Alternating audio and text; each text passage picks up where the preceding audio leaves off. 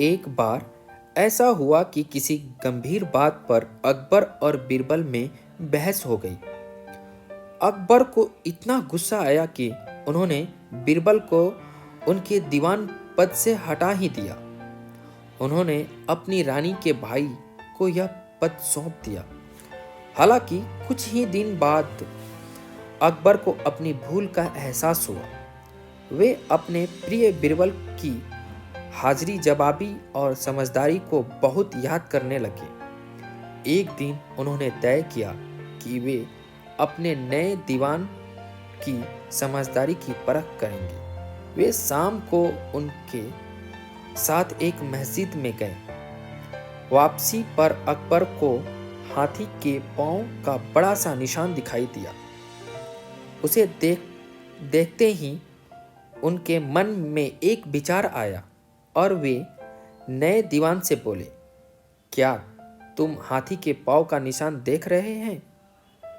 मैं चाहता हूं कि यह 3 दिन तक यह बना रहे। इसे का ध्यान रखना। फिर वे वापस महल में लौट गए। नए दीवान को यह काम करने के लिए बहुत मेहनत करनी पड़ी। बेचारे दीवान को अपने खाने पीने का भी होश नहीं रहा। उसकी हालत बता रही थी कि वह बीरबल की तरह बुद्धिमान नहीं था। अकबर ने चोरी छिपे उस पर नजर रखने को कहा था। अकबर को उनके सिपाहियों ने बताया कि नए दीवान के लिए हाथी के पांव की छाप को बचाकर रखना कितना कठिन हो गया है। अब अकबर को लगा कि उन्हें अपने बीरबल को वापस लाना ही होगा। उन्हें एक तरकीब सूझी। उन्होंने पूरे राज्य में मुनादी करवा दी। सभी जमींदार अपने कुएं को लेकर दरबार में हाजिर हो। जो नहीं आया उसे 10,000 सोने के सिक्के का जुर्माना भरना होगा। सभी लोग यह मुनादी सुनकर हैरान हो गए। कुएं को दरबार में कैसे लाया जा सकता है? वे बीरबल के पास गए और मदद मांगे। वे जानते थे कि बीरबल इस समस्या का कोई ना कोई उपाय अवश्य बता देंगे। बीरबल ने उन्हें बताया कि दरबार में जाकर क्या कहना है।